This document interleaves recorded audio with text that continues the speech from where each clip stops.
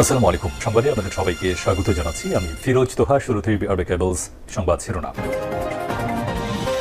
পুরোদমে Iran, Israel এবং নিরীহ ফিলিস্তিনিদের মাঝে ভয়াবহ যুদ্ধ চলছে হামলা পাল্টা হামলা। এরই মাঝে আমাদের হাতে এসে পৌঁছেছে এই যুদ্ধের সর্বশেষ গুরুত্বপূর্ণ সব থেকে তাজা আপডেট সংবাদ আপনাদের জানিয়ে দিব। প্রথমে জানাবো, ইসরায়েলে ফের ক্ষেপণাস্ত্র হামলা, বেজে উঠল সাইরেন। আলহামদুলিল্লাহ, ইয়েমেন থেকে আবারও ইসরায়েলের দিকে একের পর এক সফলভাবে ক্ষেপণাস্ত্র হামলা করেছে ইয়েমেনের সশস্ত্র বাহিনী হুতি যোদ্ধারা। তবে আইডিএফ দাবি করেছে তারা সেগুলো প্রতিহত করেছে, কিন্তু ইয়েমেন বলছে তারা সফলভাবে হামলা চালিয়েছে। এদিকে আশুরার রাতে দেখা গেল আয়তুল্লাহ আলী খামেনিকে। আলহামদুলিল্লাহ, ইসলামী বিপ্লবের সর্বোচ্চ ধর্মী নেতা আয়তুল্লাহ আলী খামেনিকে আজ তেহরানের ইমাম খোমেনি হুসাইনিয়াতে আশুরা রাতের শোক অনুষ্ঠানে অংশ নেন। শোক অনুষ্ঠানে বিভিন্ন শ্রেণী পেশার মানুষ এবং ইরানের শীর্ষস্থানীয় কর্মকর্তারা উপস্থিত ছিলেন। তাদের মধ্যে পার্লামেন্ট স্পিকার, বিচার বিভাগের প্রধান এবং ফার্স্ট ভাইস প্রেসিডেন্টও উপস্থিত ছিলেন। এ সময় ইরানিরা তাদের প্রাণ ফিরে পেয়েছে বলে মনে হচ্ছিল।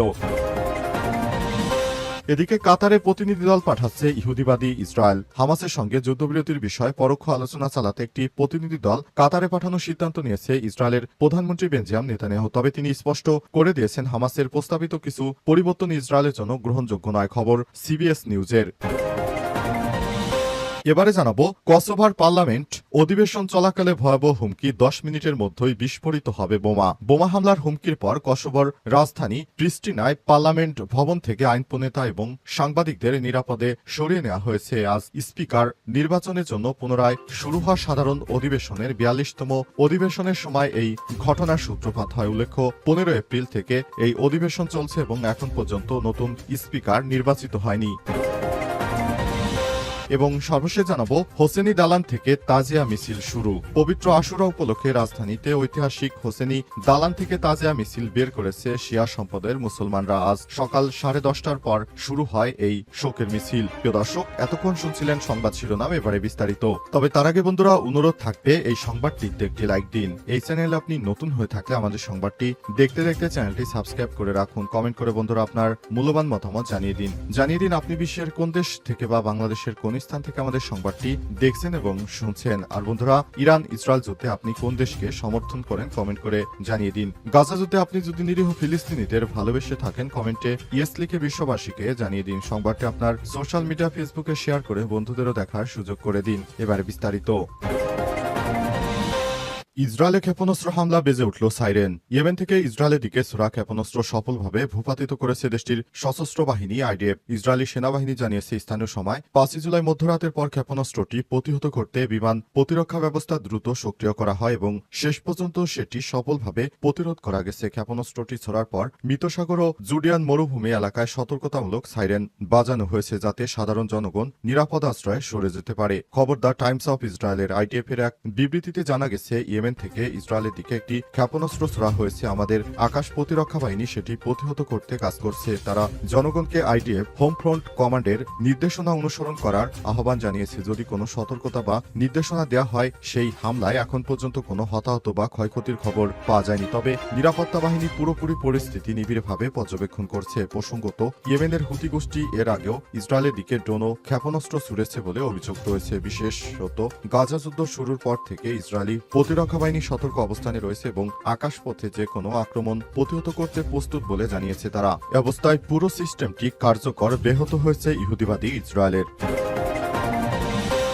আশুরা রাতে দেখা গেল আয়তুল্লাহ খামেনিকে। ইসলামী বিপ্লবী সর্বোচ্চ নেতা আয়তুল্লাহ আলী খামেনিকে শনিবার তেহরানে ইমাম খোমেনি হোসাইনিয়াতে আশুরা রাতের অনুষ্ঠানের এক অংশে দেখা গেছে। অনুষ্ঠানের বিভিন্ন শ্রেণী পেশার মানুষ এবং ইরানের শীর্ষস্থানীয় কর্মকর্তারা উপস্থিত ছিলেন। তাদের মধ্যে পার্লামেন্ট স্পিকার, বিচার বিভাগের প্রধান এবং ফার্স্ট ভাইস প্রেসিডেন্টও ছিলেন। আশুরার শিক্ষা এবং সাম্প্রতিক ইসরায়েলি আগ্রাসনের প্রসঙ্গ তুলে বক্তব্য দেন হোজাতুল ইসলাম মাসুদ আলী। তিনি জানিয়েছেন, কারবালায় শহীদ ইমাম হুসাইন রাদিয়াল্লাহু তাআলা আনহুর আত্মত্যাগ থেকে শিক্ষা নেই, ইরান কখনোই অন্যায়ের সামনে নতি স্বীকার করবে না। তিনি আরো বলেছেন, আশুরা শিক্ষা থেকে ইরানি জাতি অপমান কখনোই নয়, এই মূলনীতি গ্রহণ করেছে এবং মিথ্যা জুলুমের বিরুদ্ধে লড়াই অব্যাহত রাখবে। তিনি আরো বলেছেন, আয়তুল্লাহ খামেনির নেতৃত্বে ইরান বিশ্বব্যাপী মিথ্যার বিরুদ্ধে রয়েছে এবং এই মিথ্যা জায়নবাদীদের নেতৃত্বে প্রচারিত হচ্ছে বিশ্বব্যাপী। অনুষ্ঠানে আয়তুল্লাহ খামেনি নিজে কোনো বক্তব্য দেননি, তবে তিনি খ্যাতিমান লোকসঙ্গীত শিল্পী মাহমুদ কারিমিকে ডেকে নিয়ে তার কানে কানে কিছু কথা বলেছেন। পরে কারিমি জানান, খামেনি তাকে একটি বিশেষ লাইন পাঠ করতে বলেছেন, তুমি থাকবে আমার আত্মা ও হৃদয়, হে স্বদেশ। ইরানের প্রেসিডেন্ট মাসুদ পেজেশকিয়ান সামাজিক যোগাযোগ মাধ্যম এক্সেতে এক শোকবার্তা অনুষ্ঠানে সর্বোচ্চ নেতার উপস্থিতিতে আনন্দ প্রকাশ করেন। সেই সঙ্গে কারবালার বীর আবুল ফজল আলামদারের কাছে আয়াতুল্লাহ খামেনি নিরাপত্তা ও সুস্থতার জন্য প্রার্থনা করেছেন। আয়াতুল্লাহ খামেনি এখন মুসলিম বিশ্বের সর্বোচ্চ ধর্মীয় নেতা। তিনি আছেন বলে জানবাদী ইহুদিবাদীদেরকে চরম শিক্ষা দিতে পেরেছে ইরান।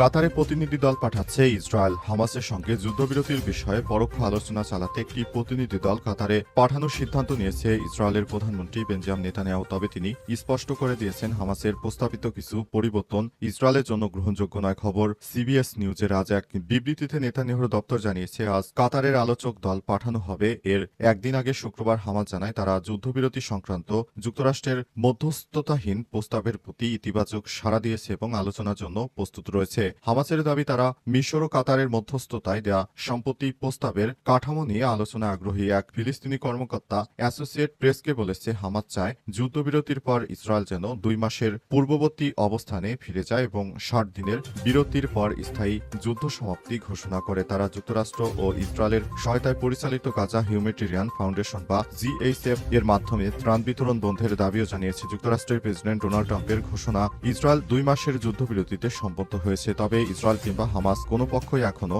বক্তব্য নিশ্চিত করেনি। আজ প্রেসিডেন্ট ট্রাম্প আরও বলেছেন, আমি মনে করি এটি ইতিবাচক অগ্রগতি। আশা করি আগামী সপ্তাহে গাজার বিষয়ে একটি সমঝোতায় পৌঁছানো সম্ভব হবে। তবে প্রতিদিনই পরিস্থিতি বদলাচ্ছে। প্রতিবেদন অনুযায়ী নেতানিয়াহুর মন্ত্রিসভার প্রস্তাবের কিছু বিষয় মেনে নিলে এখন পর্যন্ত চূড়ান্ত কোনো সিদ্ধান্ত নেয়নি। এছাড়াও নেতানিয়াহুর সোমবার হোয়াইট হাউসের প্রেসিডেন্ট ট্রাম্পের সঙ্গে সাক্ষাৎ করার কথা রয়েছে। এদিকে গাজা স্বাস্থ্য মন্ত্রণালয় জানিয়েছে, যুদ্ধ শুরু হওয়ার পর থেকে গাজায় নিহতের সংখ্যা 57,000 ছাড়িয়েছে এবং নিহতদের মধ্যে অর্ধেকের বেশি নারী ও শিশু। চলমান সংঘাতে গত কয়েক সপ্তাহে শুধু মানবিক ত্রাণ সংগ্রহের চেষ্টায় নিহত হয়েছে আরও 640 জন বেসামরিক নাগরিকের মধ্যে 400 জনের বেশি নিহত হয়েছে জিএইচএফ পরিচালিত ত্রাণ বিতরণ কেন্দ্রের কাছে, যেখানে ইহুদিবাদী ইসরায়েলের সেনারা হামলা চালিয়েছিল। সেখানে সবথেকে বেশি মুসলিম নিহত হয়েছে। নিরীহ ফিলিস্তিনিদেরকে হত্যা করা হচ্ছে, যেটি কোনোভাবেই কাম্য নয়। হোসেনি দালান থেকে তাজিয়া মিছিল শুরু। পবিত্র আশুরা উপলক্ষে রাজধানী ঢাকায় ঐতিহাসিক হোসেনি দালান থেকে তাজিয়া মিছিল বের করেছে বাংলাদেশের শিয়া সম্প্রদায়ের মুসলিমরা। আজ সকাল 10:30টার পরেই শোকের মিছিল শুরু হয়েছে, যার 100 বছরের পুরনো হোসেনি দালান প্রাঙ্গণে শুরু হয়ে মিছিলটি Azimpur, Nilkhet, new market, science lab ও ধানমন্ডি হয়ে শেষ হবে। ইতিমধ্যেই হোসেনি দালান এলাকায় মিছিলের প্রস্তুতি নিতে দেখা গেছে। অংশগ্রহণকারীদের অধিকাংশই কালো পোশাকে অংশ নিচ্ছেন, কেউ বা প্রতীকী ছুরি, আলাম, পতাকা, নিশানা ও বেস্তা বহন করছেন।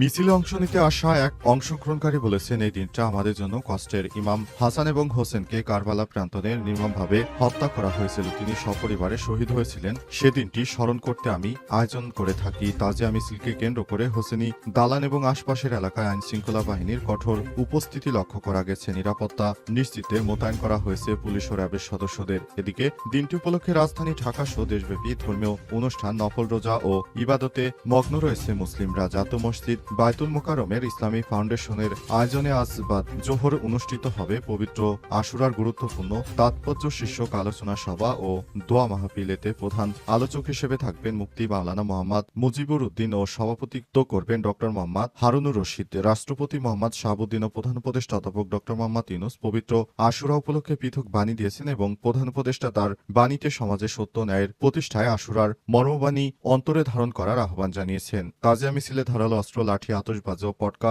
বহন সম্পূর্ণ নিষিদ্ধ করেছে ঢাকা মেট্রোপলিটন পুলিশ। ডিএমপি ধর্মীয় ভাবগাম্ভীর্য রক্ষা এবং জননিরাপত্তার সাথে ডিএমপি অর্ডিন্যান্স 1976-এর 28-29 ধারায় এসব নিষিদ্ধ ঘোষণা করা হয়েছে।